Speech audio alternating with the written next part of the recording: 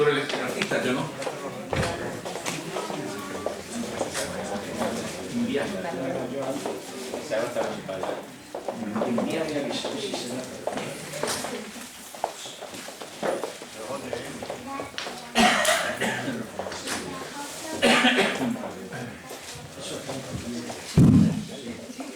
Bueno, podemos empezar. ¿Me escuchan todos ustedes bien? Buenas tardes. En primer lugar, y antes de proceder a mi breve disertación, quiero darle las gracias a todos por asistir en este magnífico escenario al acto de presentación del libro de mi buen amigo José Luis. He de reconocer que el haber contado conmigo para presentar su libro ha sido uno de los mayores honores que se me han brindado en toda mi vida, por lo que tiene de demostración del sincero afecto y de la amistad que nos profesamos. Mi referencia al lugar en el que se presenta esta excelente obra no es casual. Es un sincero reconocimiento a esta sociedad, marco y lugar de encuentro de conocimientos literarios e históricos, que siempre basa sus actuaciones en la objetividad, la verdad y la ciencia. Por lo que pocas instituciones como la Real Sociedad Económica Amigo del País serían un mejor escenario para hacer la presentación de un libro y de su autor.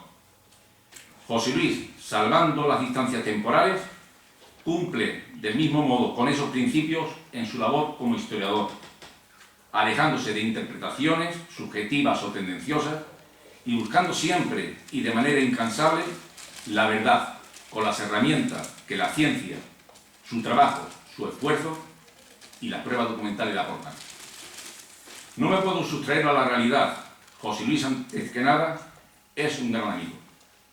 Por ello, pese a lo que se pueda pensar en estos casos, no puede ser un crítico parcial y lisonjero que busque solo agradar, sino un lector objetivo y sincero al que la lealtad a un buen amigo no le permite mentir.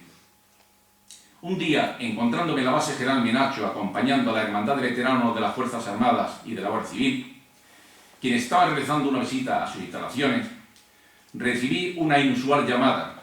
Era de José Luis. Le pregunté qué pasaba, ya que me extrañaba un poco la misma. Más bien por la hora, porque generalmente siempre nos hemos telefonado por la tarde. Y me dijo que me iba a encargar un marrón, que en el argot militar es algo cuyo cumplimiento puede resultar comprometido. Dicho de otro modo, una faena. Le pregunté que de qué tipo de marrón se trataba y me respondió que le gustaría que realizase la presentación de su libro. En un principio me quedé un poco perplejo, pero seguidamente reaccioné y sin más le dije que bueno, y comencé a interesarme por los detalles materiales, cuándo y dónde se realizaría la presentación, así como que me tendría que enviar una copia antes para leerlo. Él me comentó que sería aproximadamente para mediados de mayo, y que se llevarían a cabo 2 presentaciones, la primera aquí en la Sociedad Económica Amigo del País y la segunda en la Feria del Libro, y ya me enviaría posteriormente una copia para leerlo. Le respondí que por supuesto podía contar conmigo. A lo largo de aquel día continué con mi trabajo, pero no se me iba de la cabeza eso de presentar el libro, y algo me decía que con solo decir el título y el autor no sería suficiente, que sería necesario algo más. Por ello, y a partir de ahora presentaré al autor, su biografía y su historia bibliográfica, y posteriormente centraré en el actor principal que nos ha traído aquí, que es el susurro de la espera. El autor que hoy nos congrega aquí cumple, si me permite la expresión, con la ética y la genética que esta obra requiere. Con la ética porque su modo de trabajar es el de un siervo de la verdad y la objetividad, acostumbrado a sumergirse en archivos y documentos hasta el fondo, antes de gastar una sola coma. Y cumple con la genética porque nada de lo castrense le es ajeno a este hijo de militar, porque vive esta tierra como propia desde los 7 años, y porque sin lugar a dudas es uno de los extremeños que más legajos y documentos sobre la guerra civil ha desempolvado. Hablar sobre José Luis y su trabajo es muy fácil, ya que hemos mantenido bastantes charlas sobre la historia de la guerra civil, sobre la gran cantidad de kilómetros que ha realizado en compañía de Ana, su esposa, recorriendo casi toda la geografía extremeña y parte de la española, con un doble motivo. Por una parte, buscando en archivos, iglesias, cárceles, juzgados y toda clase de organismos, y por otra, manteniendo innumerables entrevistas con personas, familiares y descendientes de aquellos que participaron en la contienda, que aún viven en los pueblos y lugares que se mencionan en sus libros, que son las principales fuentes y fondos que ha utilizado para poder documentar de la forma más veraz posible los diversos temas y contextos que conforman sus obras.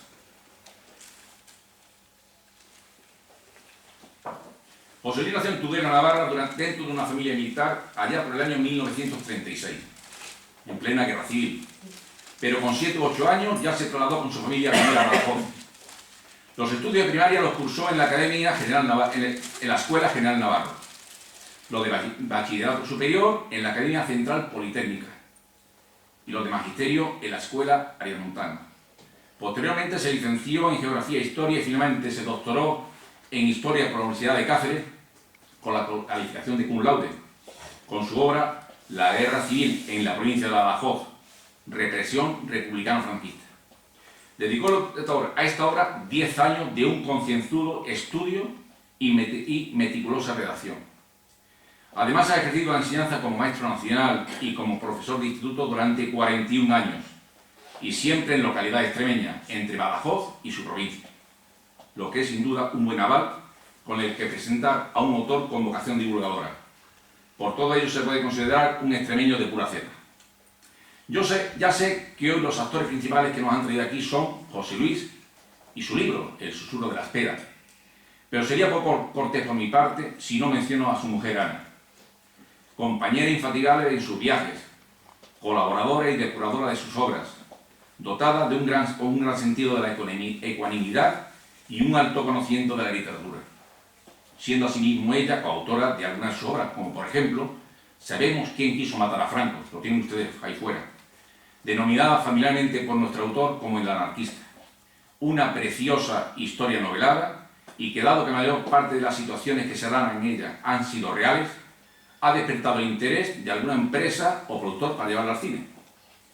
Retomando un poco más lo dicho anteriormente y para que todos ustedes se puedan hacer una mejor idea del escritor que tienen delante, a quien no le importe viajar para visitar, investigar y estudiar los temas de su obra con la finalidad de que éstas sean lo más reales y veraces posible, José Luis y Ana han visitado los ayuntamientos y registros civiles de los 163 localidades o municipios de la provincia de Badajoz, el Archivo Histórico Nacional de Madrid, el Archivo de la Administración General del Estado en Alcalá de Henares, el Archivo de la Guerra Civil en Salamanca, la Fundación Pablo Iglesias, los archivos de la Audiencia Provincial y de la Archidiócesis de Mérida-Badajoz, el Archivo del Centro Penitenciario de Badajoz y el Archivo Histórico Militar de Segovia, entre otros. Si hablamos de José Luis como escritor, lo podemos comparar con todos los escritores que buscan en su obra la máxima objetividad y realidad, y particularizando en la Guerra Civil, podemos decir con total rotundidad que dentro de los escritores extremeños, José Luis es de los que más ha investigado para tratar de acercar los hechos al lector, narrando en su novela histórica la idiosincrasia y el devenir de lo sucedido en la Guerra Civil en Extremadura. De la importancia de este escritor se han hecho eco diferentes medios de comunicación españoles, como por ejemplo el canal Intereconomía, que dedicó recientemente parte de su programación a José Luis y a una de sus obras, por la excelente labor de investigación realizada. Además de las obras ya mencionadas durante esta presentación, quisiera nombrar algunas otras de las que también es autor. La Segunda República de la provincia de Badajoz, del año 1998. Las colonias penitenciarias militarizadas de Montijo, del año 2003, de un gran valor histórico debido a su riguroso y meticuloso trabajo de investigación. Actualmente esta obra está agotada. Completa las obras de nuestro autor un título dedicado a uno de los elementos más característicos de esta tierra de fronteras, el contrabando en la provincia de Badajoz, y un título de carácter más personal como es Quiero ser historiador.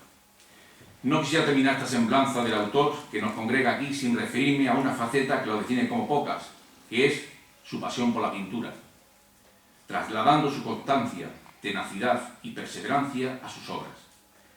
Y es que la dedicación y el detalle del escritor se conjugan en su faceta de pintor para dar muestras como las que cubren las paredes del convento de San Pedro de los Majarretes, en Valencia de Alcántara, o la exposición de cuadros de carácter románico e iconos que realizó en el claustro de la Catedral de Badajoz. Por otro lado, un hecho que no es público y por el que él mismo no se otorga ningún mérito es que el escudo actual de Badajoz se debe a José Luis Gutiérrez Casar, que cuando era concejal por el CDS en el Ayuntamiento de Badajoz y siendo alcalde don Manuel Rojas, realizó un exhaustivo estudio sobre el escudo de la ciudad, presentando una ponencia en el pleno del Ayuntamiento donde se aprobó el escudo actual, que está compuesto por un león y una columna.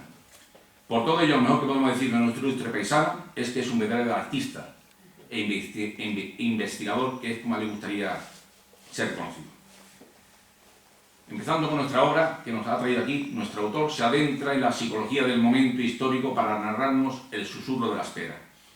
Una obra que sin duda alguna no nos dejará indiferentes. Se la puede considerar una novela histórica, donde aproximadamente el 90% de lo que se describe en ella es una historia real, y que se la puede considerar que está a la altura de cualquier otra obra histórica importante de nuestra literatura hispánica. La historia se desarrolla en el Hospital Militar de Badajoz, que en tiempo de la Guerra Civil estaba catalogado como clínica cívico-militar, pero dependiente de las autoridades civiles de la Diputación Provincial. En este centro hospitalario se acogían a soldados, civiles, guardias civiles, carabineros y también a milicianos cuando se superaba la capacidad del hospital provincial. Durante los meses de julio y agosto de 1936, al mando del comandante médico director del centro, don Rafael Fiol Paredes, un pequeño número de guardias civiles y sus familias, junto con un reducido número de personal perteneciente al RIN Castilla 3, actualmente el RIN Castilla 16, defendieron el hospital de forma heroica de caer en poder de las fuerzas de la República, durante el tiempo necesario hasta la llegada a Badajoz de las tropas del Teniente Coronel Yagüe de las fuerzas sublevadas, posteriormente denominadas Fuerzas Nacionales. La obra la podemos dividir en 4 partes. En la primera, nuestro autor nos presenta al comandante Fiol Paredes, doctor en medicina, hombre muy responsable, trabajador y abnegado. La relación del hospital con la Diputación, la situación calamitosa y cada vez más deteriorada del país y el conocimiento de la clínica militar. En la segunda nos introduce a todos los personajes que componen el libro: el portero, el cocinero, el chofer, los enfermeros, así como la descripción de los principales monumentos y lugares pintorescos de la ciudad de Badajoz, que formula el comandante Fiol Paredes durante esos paseos que diariamente realizaba al atardecer por los muros de la Alcazaba. En la tercera, como hecho más significativo, son los relatos emitidos por los guardias civiles que fueron trasladados al hospital en consideración de detenidos y con un futuro incierto, relativo a la vivencia y un sinfín de atrocidades cometidas por sus convecinos en los pueblos en los que vivían, y la inseguridad y la falta de poder que había en esos momentos. En la cuarta podemos leer, propiamente dicha, la defensa del hospital con la gran actuación del comandante Fiol Paredes, al mantener siempre bajo control la situación y saber superar las dificultades que se le planteaban diariamente a los sitiados, hasta la llegada de las tropas regulares pertenecientes al bando nacional que los liberaron.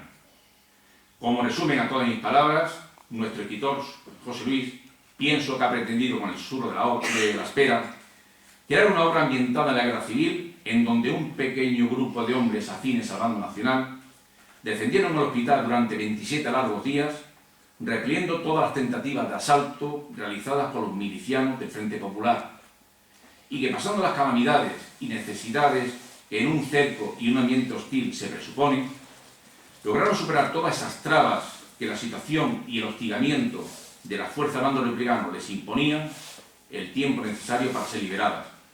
Situación que tiene su similitud, salvando las distancias por la entidad de los contendientes, la duración del cerco y la repercusión e influencia que tuvo en la contienda por la defensa de la Alcázar de Toledo. Con la ciudad y el paraje de la Alcazaba como piel de esta novela histórica, el cuerpo de la obra nos envuelve en el pequeño universo emocional en el que los defensores viven hasta la toma de la ciudad por las tropas del Teniente Coronel Yagüe. Badajoz no tiene el lugar que le corresponde en la historia de la Guerra Civil, pasándose por alto con independencia de concepciones ideológicas, hechos destacables como los que se abordan en esta obra. El susurro de la espera corre como un velo de incertidumbre por las caras del comandante Fiol Paredes, de los guardias civiles, soldados del Castilla y familias, que refugiados en el hospital militar lo defendieron de forma heroica, siendo el deseo del escritor el que se reconozca la historia de este asedio, o se conozca la historia y las grandes dificultades por las que pasaron sus moradores. Sin más, José Luis, te reitero mi agradecimiento por esta prueba de amistad y te doy las gracias por haberme elegido como presentador de tu libro, por el que te felicito. Antes de finalizar, quisiera leer dos citas del comandante Fiol Paredes. En periodo de guerra, un solo acontecimiento de cualquier lugar puede hacer cambiar el rumbo de la historia y de la vida de muchos hombres. Un hecho intrascendente que normalmente pasaría desapercibido, en periodo de guerra puede alcanzar un lugar primordial y decisivo y cambiar la trayectoria de la contienda. En este momento, desde mi ventana, todo huele a paz. Ya a nadie en el día a día le importa qué ideología tiene su vecino, su compañero de trabajo, su amigo. Solo importa si es buena gente o no. Y para mí, ese ha sido el gran triunfo de aquella guerra tan fratricida.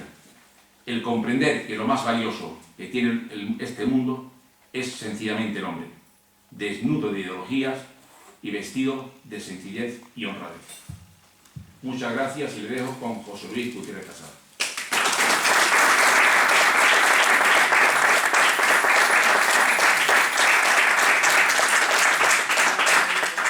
Gracias, Jesús. Creo que te has pasado. Aquí hay mucha gente que me conoce y yo no tengo tanta alabanza como tú me has echado encima. Yo creo simplemente que soy una persona que tras 41 años dedicado a la enseñanza y los últimos años dedicado a la investigación, pues forzosamente tiene uno que ir haciendo mérito, lo mismo que tú en tu profesión. Has estado en Yugoslavia, has estado en infinidad de lugares peligrosos, has pasado por multitud de momentos difíciles y al final de tu trayectoria por el ejército, pues tendrás también tus méritos, indudablemente. Eso yo creo que es normal en personas como tú, serias, responsables en su trabajo y por lo tanto no tenemos, vamos, yo por lo menos no me considero con tanto mérito como me has echado encima. De todas maneras te lo agradezco mucho y efectivamente tienes razón de que la amistad que nos une es la que ha hecho de que te diera el tema este de presentar el libro, que indudablemente te chocó. Yo me eché a reír cuando te lo dije, cuando te di la noticia, porque te conozco y sabía que te iba a sorprender, a la vez que te iba a agradar, indudablemente. Te lo agradezco mucho todo lo que has dicho, el interés que te has tomado, porque me has estado llamando, has consultado, has preguntado detalles de todo tipo y indudablemente yo no lo hubiera hecho tan bien como tú lo has hecho. Bueno, hablando del libro, un libro más. Y es que a lo largo de mi investigación, todas las cosas, yo suelo decir ante los amigos que tengo documentación para estar escribiendo 300 años. ¿Qué quiere decir esto? Pues que no se ha escrito todo. Y hay detalles, hay hechos que merecen la pena ser conocidos, ser destapados al público, entre ellos este. Así al final dice, abrimos los muros a una insólita historia jamás contada.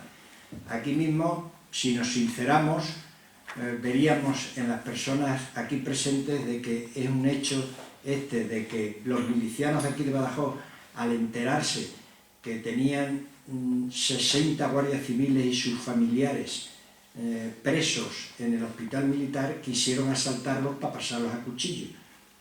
Desconocido. Desconocido totalmente. Entonces merece la pena darlo a conocer porque son hechos importantes, porque lo pasaron muy mal, porque se defendieron como gato panza arriba.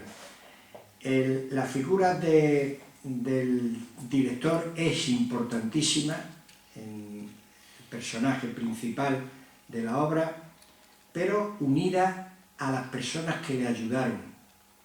Y es curioso el ver que las personas que le ayudaron eran de una ideología totalmente opuesta a la de él, puesto que eran comunistas. Habían sido enfermos en la clínica y cuando les fueron a dar de alta vieron la manera de actuar de este hombre y dijeron: yo me quedo a su lado, a trabajar con usted, a ayudarle en todo lo que sea. Y le fueron fieles totalmente. Él, al final de la obra, es otra de las partes que tiene la obra muy interesantes, tuvo que hacer un informe de todos los que le rodearon a él durante estos 20 y tantos días de asedio. Y se vio negro para poder defender a esos comunistas, porque él tenía que recibir informes del pueblo correspondiente de cada uno, del párroco, del jefe de falange y del alcalde, y eran totalmente negativos. Y él luchó para que no les ocurriera absolutamente nada. Esa es una parte muy interesante que viene al final del libro. El libro, el leer el libro es enterarse de todo lo que ocurrió en Badajoz. O sea que si hubiéramos puesto aquí historia de la guerra civil en Badajoz, pues hubiera sido lo mismo, porque narra todo. Él tuvo un tal Fernando Amores, que era el enlace que tenía, era el que salía fuera del hospital y tenía contacto con el exterior, y este hombre, este director del hospital, estuvo al tanto de todo lo que estaba ocurriendo en el exterior. Dependía, ese conocimiento dependía mucho en la salvación de ellos, y por eso la llevó a rajatabla. Este Fernando Amores le fue informando de todo, y entonces ahí se enteró perfectamente de que en abril de 1936 el general Mola había mandado aquí a Badajoz un emisario para organizar un complot, la sublevación. En abril de 1936, faltaban todavía unos largos meses para el inicio de la guerra. Se enteró del asesinato de Carlos Sotelo, se enteró de lo que estaba ocurriendo con las milicias republicanas y con todo el Frente Popular a lo largo de toda la geografía española. Se enteraron de que el general Castelló, que era el máximo mandatario aquí en Badajoz, fue llamado por la República para ocupar el Ministerio de la Guerra, y se enteró de que fue sustituido por un coronel, que era el coronel Puigdengolas.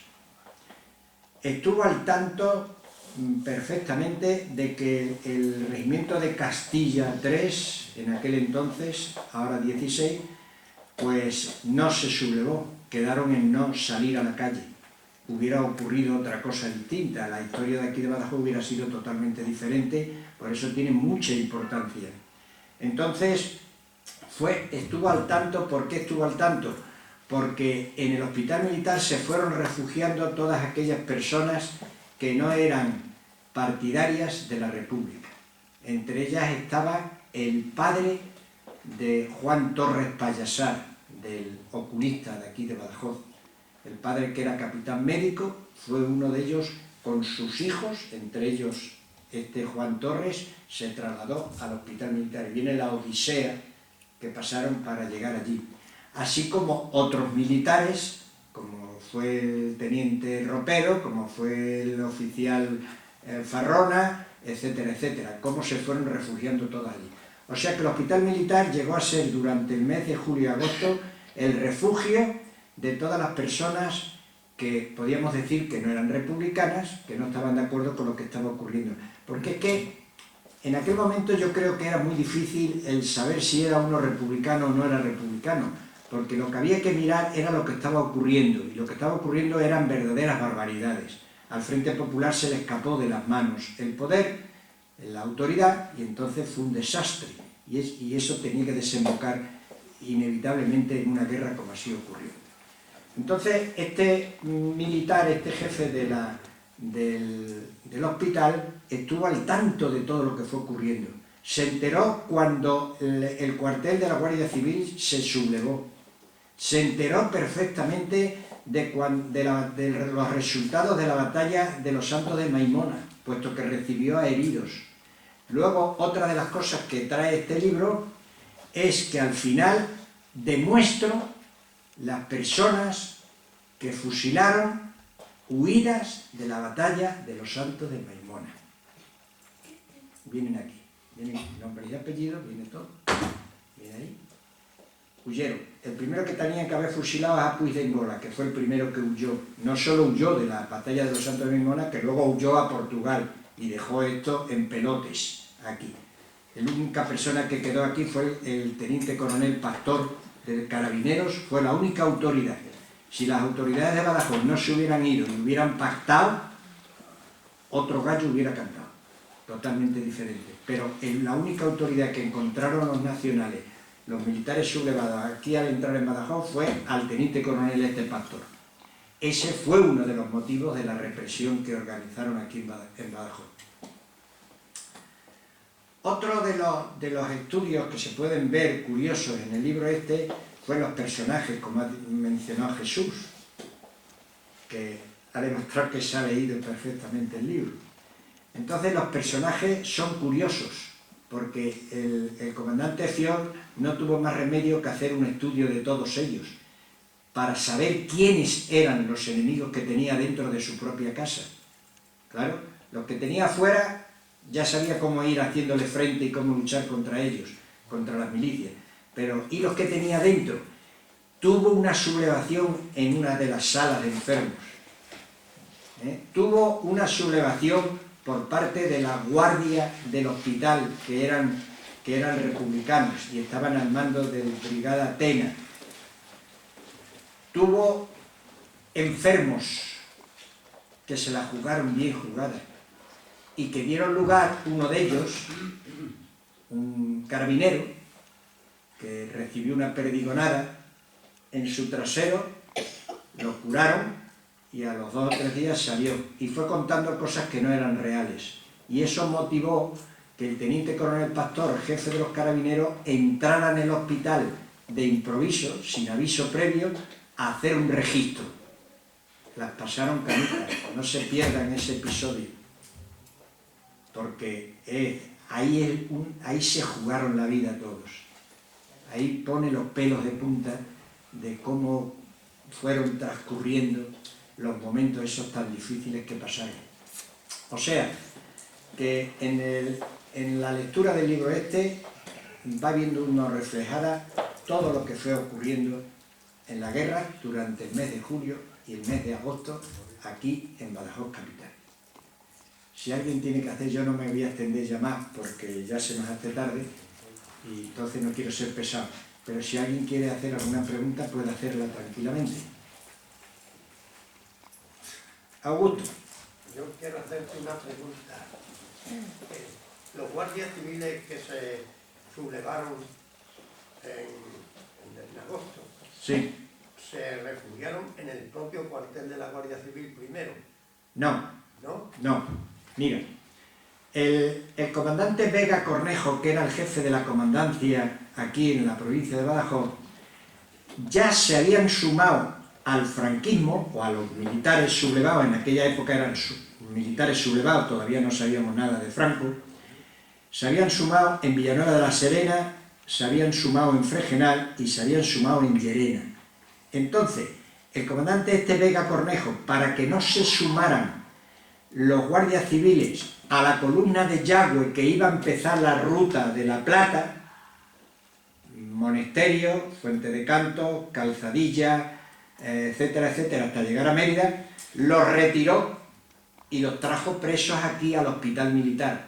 A ellos 60 y a los familiares. No tiene que ver nada con la sublevación del cuartel de la Guardia Civil. Son distintos. Entonces, ese es un episodio muy importante también porque actualmente viven las hijas del comandante Vega Cornejo y defienden de que su padre no era republicano. Claro, era republicano hasta los huesos. Ese es un acontecimiento, un hecho que demuestra que sí era republicano, sino porque los retiró y los trajo aquí, porque estuvieron expuestos, que lo pongo aquí bien claro, en el cuartel de Menacho a punto de ser fusilados todos. Aquí viene. ¿Alguna otra pregunta? ¿Por qué has puesto este título, José Luis? ¿Por qué? El título. Ah, el título... Pues me parece que el título este surgió en Borao. Anda.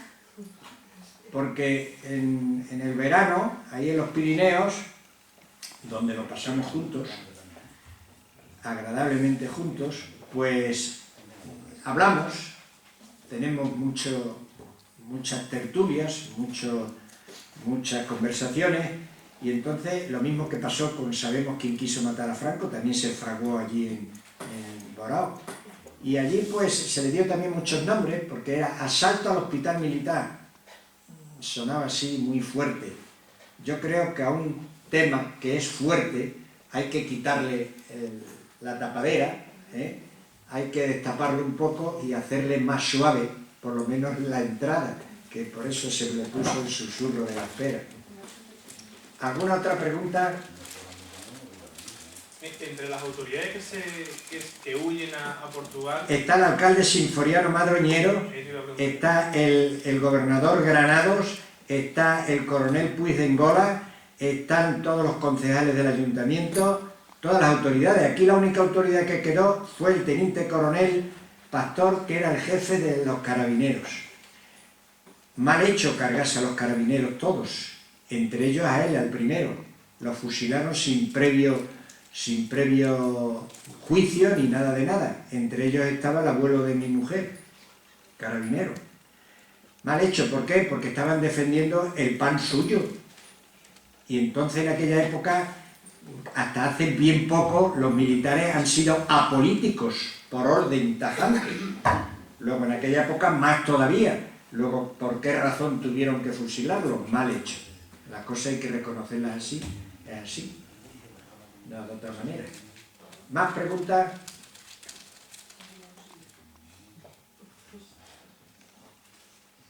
¿Alguna otra pregunta más? Agradezco la asistencia de todos y agradezco a Abecedario, que es la editorial. Es la única editorial que hay en Badajoz, no hay otra. Porque Universitas Editorial no existe como tal. A ver qué edita. Y sin embargo, Abecedario viene editando el año pasado, creo que editó unos 150 libros o por ahí. Y este año pues supongo que seguirá el mismo ritmo. Luego, en el libro, yo puse, y me preguntaron en la editorial, ¿esto lo ponemos? Y digo, vamos a ver, ¿vosotros recibís alguna subvención? No. Entonces sí se pone. ¿Qué es lo que se pone? Investigar en España es llorar, y en Extremadura ni migajas.